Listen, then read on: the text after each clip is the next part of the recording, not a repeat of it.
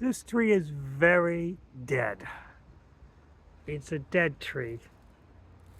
But life always seems to find a way to reduce and to recycle. And this mushroom is using the last remnants of what the tree has left.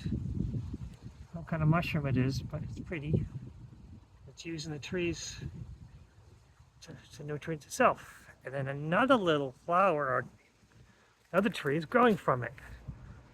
So nature always finds a way to recycle, to replenish the earth, to always continue. Life is such an amazing, amazing thing when you pay attention. So many lessons to learn, so little time. Like this, hate this. What's next?